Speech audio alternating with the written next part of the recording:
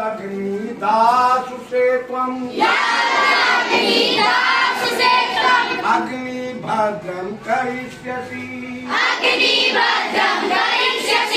तदेतत् सत्यम् अंगिरा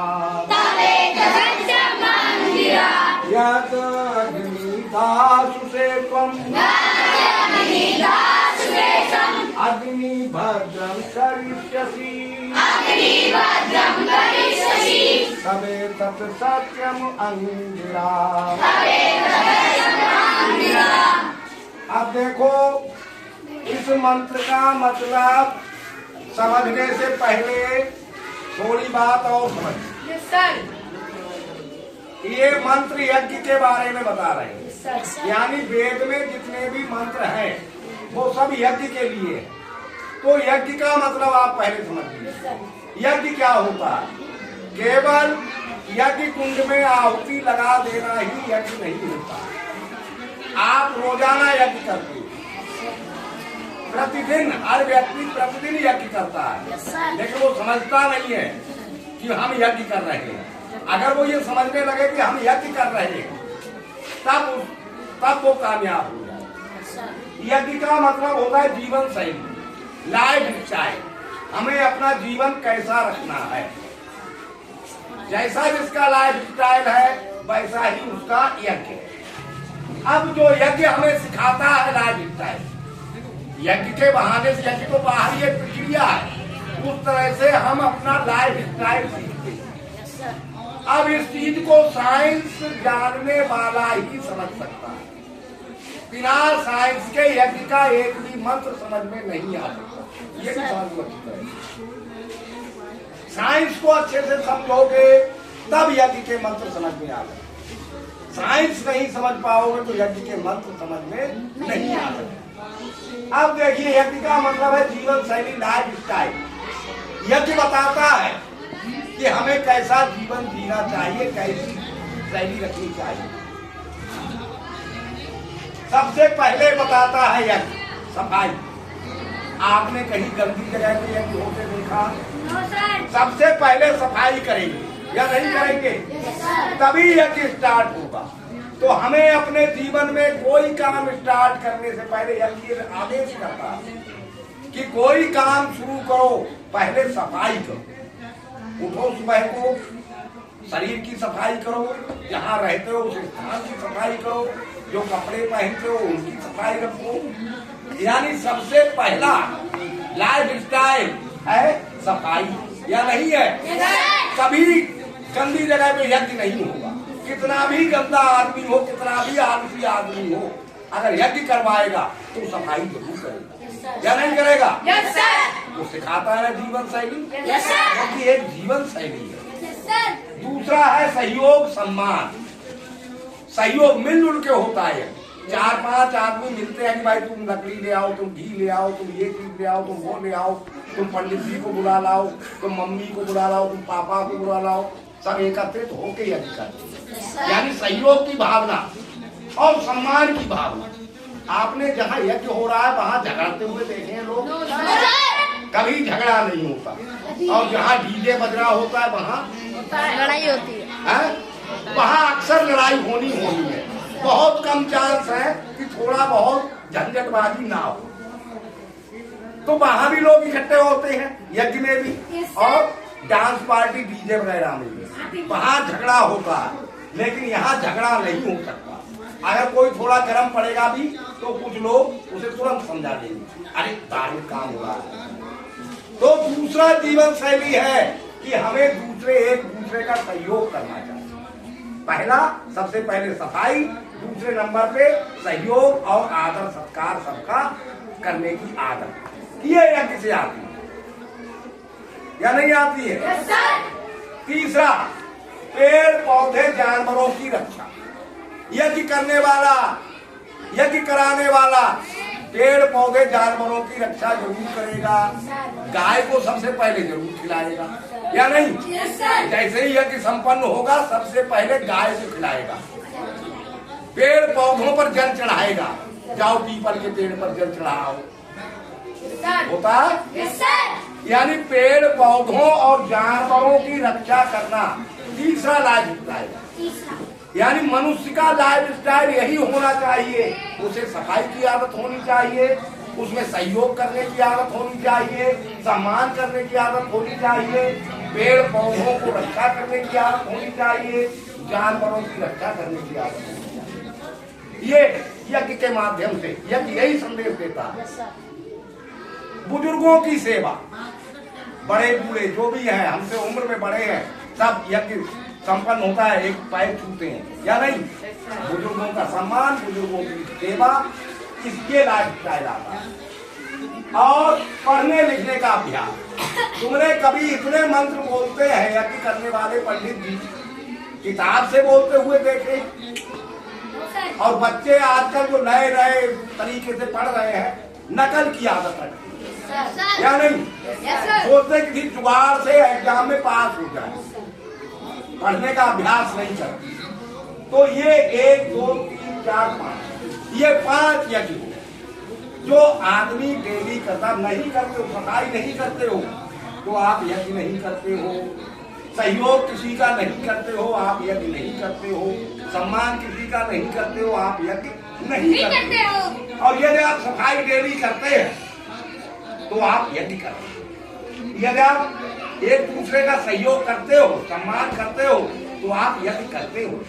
यदि आप पेड़ पौधों की रक्षा करते हो, जानवरों की रक्षा करते हो, भले ही को यज्ञ कुंड में अग्नि सामग्री डाल के नहीं करते हो, लेकिन ये सभी यज्ञ, ये 5 ही यज्ञ, अगर ये 5 काम आप करते हो तो यज्ञ करते हो और यज्ञ का फल देवता प्रसन्न होते हैं, जरूर मिलता है। नहीं समझे बात? तो ये आदतें डालनी चाहिए। पढ़ने लिखने का अभ्यास करो। पंडित जी कभी किताब से मंत्र नहीं बोलते, और जो पंडित जी किताब से मंत्र बोल के यज्ञ करवा रहे होते हैं, समझ लो वो धोखा दे रहे होते हैं, वो यज्ञ करने के काबिल है। अच्छे पंडित जी जो होंगे वो किताब में मंत्र को याद करके घर से तब आएंगे, तब बोलेंगे। याद नहीं है तो याद करके आएंगे। अच्छा, अब आप ये है ऋग्वेद का छठवां, ये कह रहे हैं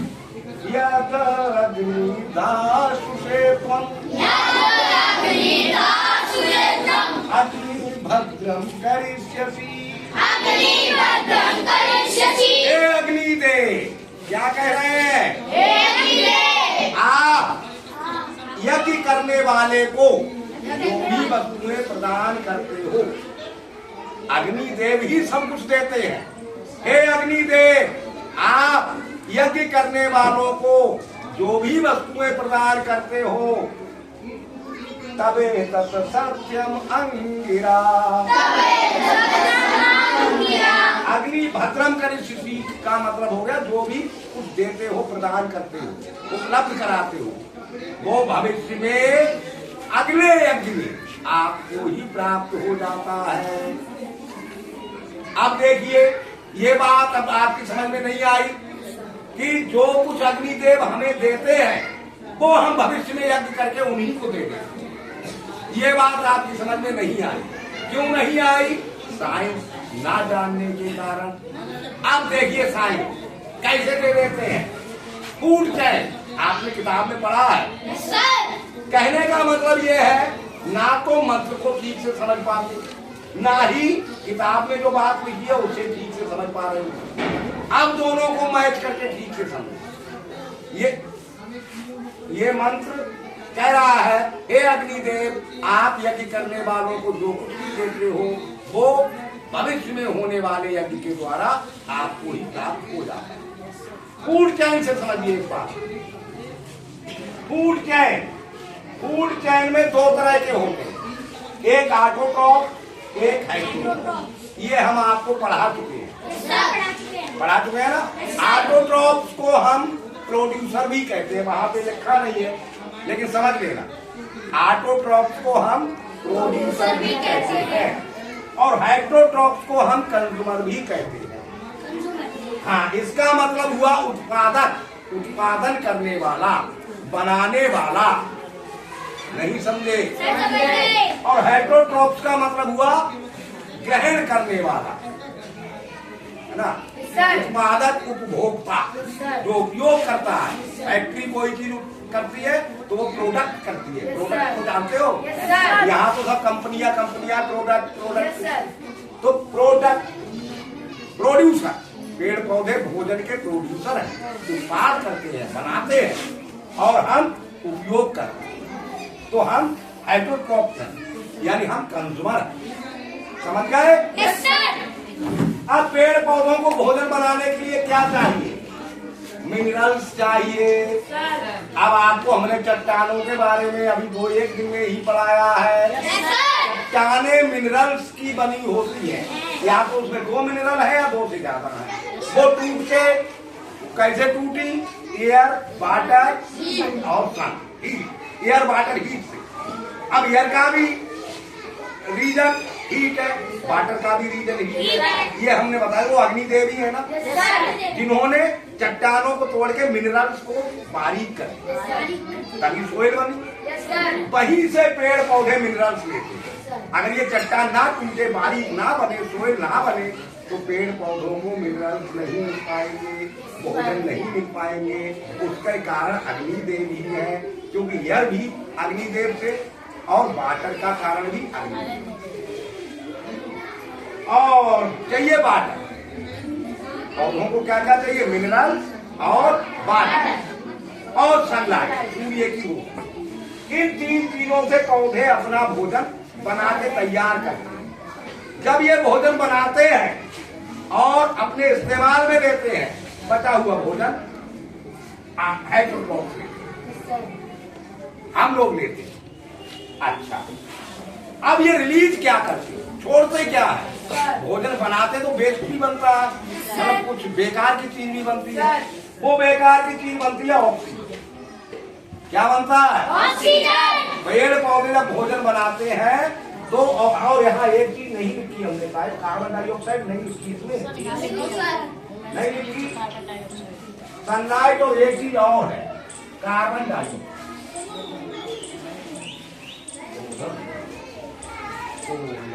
इधर ऑक्सीजन,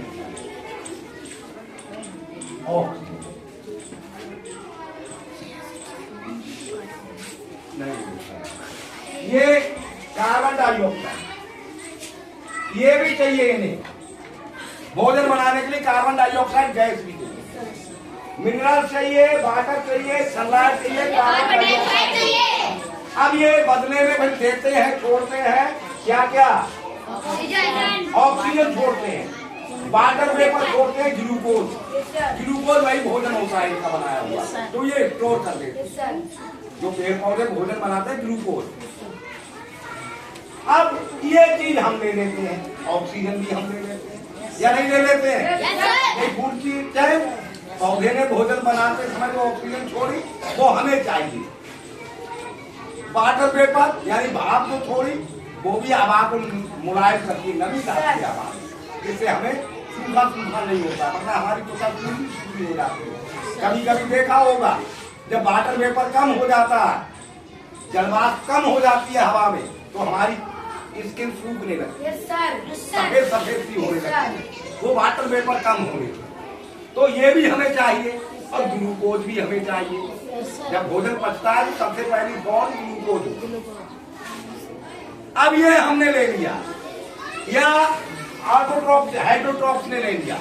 अब हेटेरोट्रॉप्स ये सब पेड़ पौधों से लेकर क्या देते हैं? मैना खाद। खाद जानते हो खाद या नहीं? गला गला गोबर, कूड़ा, कचरा, जितनी भी गंदगी है वो सब सड़के खाद बन जाती है, जो फिर नहीं समझे? और ह्यूमस, जो हमारे पालतू जानवर या जंगली जानवर मर जाते हैं, वो सड़ जाते हैं, वो ह्यूमस बन जाता है, सोइल में मिक्स हो जाता है, उसी में मिनरल वगैरह होते हैं। वो पेड़ पौधों को चाहिए या नहीं चाहिए? और हम छोड़ते हैं कार्बन डाइऑक्साइड। ऑक्सीजन तो ले लेते हैं, कार्बन डाइऑक्साइड छोड़ते हैं, वो पौधे को भोजन बनाने के लिए चाहिए या नहीं चाहिए? और इन सब का कारण कौन है? अग्नि। यानी कुल मिला के अग्निदेव ने ही इनके माध्यम से ऑटोट्रॉप्स को दिया और ऑटोट्रॉप्स ने हेटरोट्रॉप्स को दिया, हेटरोट्रॉप्स ने ऑटोट्रॉप्स को दिया, ऑटोट्रॉप्स ने आप समझ गए। यह अग्निदास थे तुम अग्निभद्रम करिष्यसि, यानी जो कुछ भी आप उपलब्ध कराते हो वो या तो पेड़ पौधे ले लेते हैं या ऑटोट्रॉप्स ले हाइड्रोट्रॉप्स ले लेते हैं, वो पेड़ पौधों को ले लेते हैं, पेड़ पौधे ले पाते बदल। तो इस तरह से अग्नि ही है जो सब चीज उपलब्ध कराते हैं और जो कुछ भी वो हमें देते हैं हम वापस अग्नि देव को ही देते हैं। या अग्निदास से तुम अग्निभद्रम करिष्यसि तमेतत् सत्यम अंगिरा।